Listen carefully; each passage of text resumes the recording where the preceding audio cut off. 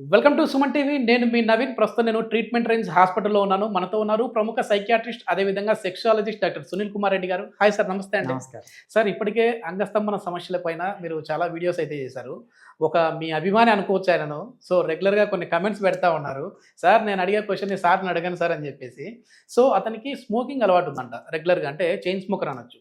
Smoking చేస్తున్న వ్యక్తి Viagra కూడా వాడుతా ఉన్నారు అంగస్తంభన సమస్య వచ్చేసరికి. కానీ అది 25 ఎంజీ నుంచి 50 వెళ్ళింది, 50 నుంచి 100 వెళ్ళింది. దాని తర్వాత ఏందంటే అసలు అంగం అనేది స్తంభించట్లేదు, గట్టిపడట్లేదు అంటున్నారు. సో, స్మోకింగ్ ఆపిన కూడా అవ్వట్లేదంట. అంటే స్మోకింగ్ ఉన్న వాళ్ళలో అంగస్తంభన సమస్యలు వస్తాయా సార్? మీరు ఇప్పుడు డిస్కస్ చేసింది వెరీ టిపికల్ కేస్ అండి. ఇవి రెగ్యులర్‌గా నా దగ్గరకు వచ్చే సమస్య ఒకటి. సో, స్మోకింగ్ ఏంటి అంటే మూడ్‌ని ఇంప్రవైజ్ చేసే ఒక అడిక్షన్. ఫస్ట్‌లో ఎలా మొదలవుతుందంటే స్మోకింగ్ అడిక్షన్ ఉన్నవాళ్ళు స్మోక్ చేసేసి సెక్షువల్ యాక్ట్‌కి వెళ్ళే అంత రిలేషన్ ఉంటుంది స్మోక్‌కి. ఈ నికోటిన్ ఎప్పుడైతే పడుతుందో ఆ ఉద్దీపనలు ఎక్కువ అవుతాయి. సో, ఎరెక్షన్స్ ఇంప్రూవ్ అవుతాయి.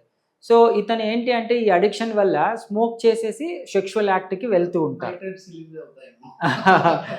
అంటే అలా కాదు, కొద్దిగా అడ్రినలిన్ సర్జ్ ఉంటుంది. సో, హ్యాపీ హార్మోన్స్ ఇంప్రూవ్ అయ్యి వాళ్ళు సెక్షువల్ యాక్ట్. సో, ఇది లాంగ్ టర్మ్‌గా వాళ్ళు మీరన్నట్టు చైన్ స్మోకర్ అనుకుంటే వాళ్ళకి రోజుకి పర్ డే 5-10 సిగరెట్స్ తాగే వాళ్ళకి చివరికి ఏమవుతుంది అంటే అంగస్తంభన లోపాలు అనేటివి వస్తాయి. అంటే కోరిక ఉంటుంది, బట్ దానికి తగ్గట్టు అంగం స్తంభించదు. సో, దీనికి గల ముఖ్య కారణం ఏంటంటే అంగానికి రక్త ప్రసరణ అనేది తగ్గుతుంది. సో, దాంతో వాళ్ళకి ఎరెక్టైల్ డిస్ఫంక్షన్ రావచ్చు. మరి ఇట్లాంటి వాళ్ళకి ట్రీట్మెంట్ ఏంటి సార్? ఇప్పుడు వయాగ్రాని నమ్ముకున్నారు, అది కూడా లేదు. అంటే సెల్డినఫిల్. సో, వేరే ఇంకా కొన్ని బ్రాండ్లు వాడి ఉంటారు. టెడనఫిల్ కావచ్చు, అవినఫిల్ కావచ్చు, ఇట్లాంటివి. మరి లాస్ట్ స్టేజ్ అంటే ఏంటి వాళ్ళకి?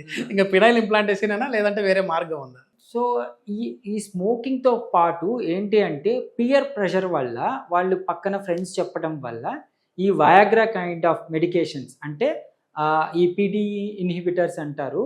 అవి యూజ్ చేసినప్పుడు ఫస్ట్‌లో ఎఫెక్ట్ ఉంటుంది. తర్వాత దాన్ని డోస్ పెంచడం, తర్వాత అది వేసుకున్నా కానీ అంత ఎరెక్షన్స్ రాకపోవడం, చాలా ఇబ్బంది పడతారు. సో, నా దగ్గరకు వచ్చేటప్పటికి సార్ మేము వయాగ్రా కూడా యూజ్ చేసాము, స్టిల్ నాకు ఎరెక్షన్స్ రావట్లేదు. స్మోక్ చేస్తే ముందు వచ్చేటివి ఇప్పుడు అది కూడా రావట్లేదని చాలా ఇబ్బంది పడుతుంటారు.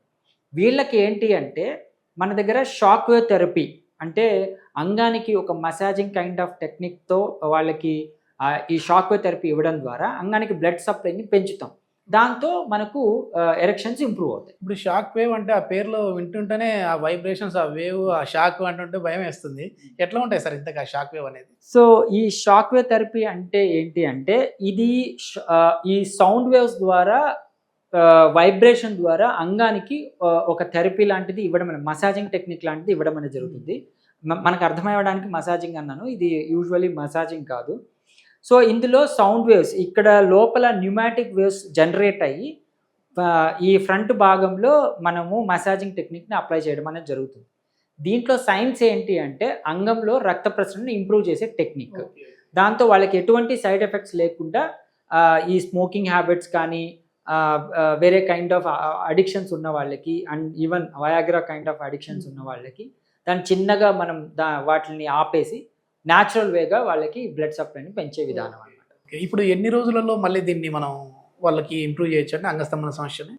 So, it's depends on person to person. కొంతమందికి లాంగ్ టర్మ్‌గా ఎరెక్టైల్ డిస్ఫంక్షన్ ఉండొచ్చు, కొంతమందికి విత్ ఇన్ ఎ మంత్ ఉండొచ్చు. ఆ సమస్యని బట్టి మనకు 8-12 సిట్టింగ్స్ ఇవ్వడం అనేది జరుగుతుంది. ఈ లోపల వాళ్ళకి ఇంప్రూవ్మెంట్ అనేది వస్తుంది. సార్, మనం ఇంతసేపు స్మోకింగ్ గురించి మాట్లాడాము, కానీ డ్రింకర్స్ కూడా వాళ్ళ సైడ్ నుంచి కొన్ని థాట్స్ వస్తూ ఉంటాయి వాళ్ళకి. సో, మామూలుగా 1-2 పెగ్గులు వేసేసి శృంగారం చేస్తే ఎక్కువసేపు చేస్తారని చెప్పేసి విన్నాము. కానీ అదే ఎక్కువైతే దీర్ఘకాలికంగా ఉంటే మళ్ళీ అది కూడా పనిచేయదండి. అంటే ఇది కూడా ఒక టాబ్లెట్ లాగానేనా పెగ్ అనేది? ఫస్ట్‌లో స్టార్ట్ చేసినప్పుడు ఆల్కహాల్ తీసుకున్నప్పుడు వాళ్ళకి ఈ సెక్షువల్ కోరికలు ఎక్కువ అవుతాయి, ఎక్కువ టైం చేస్తున్నానని కూడా చెప్తారు. సో, కానీ ఇది లాంగ్ టర్మ్‌గా వచ్చేటప్పటికి సెక్షువల్ డిస్ఫంక్షన్‌లోకి వెళ్తారు. సో, దయచేసి ఆల్కహాల్‌ని అవాయిడ్ చేయడం మంచిది సెక్షువల్ హెల్త్ కోసం. అంటే అసలు 1-2 పెగ్గులు కాదు, అసలు పూర్తిగా బంద్ చేయాలి. అదే మంచిది అంటారు.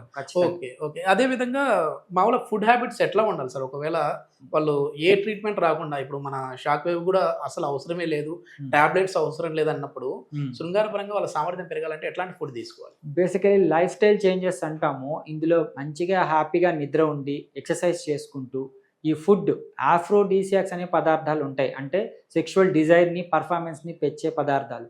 ఆ పదార్థాలు తీసుకోవడం ద్వారా వాళ్ళు అంటే మైల్డ్ ఎరెక్టైల్ డిస్ఫంక్షన్ ఉంటే ఈజీగా కరెక్ట్ అయిపోతుంది. ఉదాహరణకి ఎట్లాంటి పదార్థాలు అవి ఆహారం అంటే ఇప్పుడు రెడ్ కలర్ ఫ్రూట్స్ అంటాము, పుచ్చకాయ కానివ్వండి, దానిమ్మ కానివ్వండి, ఈవెన్ బీట్రూట్ వంటి బీట్రూట్. వెజిటబుల్స్ కానివ్వండి, ఇవేం చేస్తాయంటే అంగంలోని రక్తనాళాల్లోని హైడ్రేషన్ని పెంచి బ్లడ్ సప్లైని ఇంప్రవైజ్ చేస్తాయి. సో ఇది మంచి ఆఫ్రోడీసియాక్స్ అనమాట. అదేవిధంగా కల్చరల్గా మనకు నట్స్ తీసుకోవటం, అంటే ఖర్జూరం కానివ్వండి, ఈవెన్ బాదం, పిస్తా ఇలాంటి నట్స్ కానివ్వండి, ఇవి ఏంటివంటే ఆఫ్రోడీసియాలాగా పనిచేస్తాయి. ఇవి ఎక్కువ తీసుకోవడం ద్వారా ఇంప్రూవ్మెంట్ అనేది కనిపిస్తుంది. ఓకే. ఒకవేళ స్మోకర్స్ కానీ డ్రింకర్స్ కానీ ఈ వీడియో చూసే వాళ్ళు అనుకుంటా ఉంటారు, అంటే ఇది ఎన్ని సెషన్స్ ఉంటుంది, సో మేము పెళ్ళికి రెడీగా ఉన్నాం, మా పెళ్ళి వచ్చేసి ఇంకొక 3 నెలల్లో ఉంది, మరి ఇది దీర్ఘకాలికంగా తీసుకోవాలా లేదంటే 1 monthలో కంప్లీట్ అయిపోతుందా అని అనుకుంటాం. లేదండి, ఈ షాక్ వేవ్ థెరపీ త్వరగానే ఇస్తుంది, అంటే మరీ గంటలో రిజల్ట్స్ ఇచ్చేది కాదు. టాబ్లెట్స్ మాదిరి కాదు, టాబ్లెట్స్ మాదిరిగా వెంటనే కెమికల్ ఇంజెక్షన్ లాగా వచ్చేటివి కాదు, కొద్దిగా టైం పడుతుంది.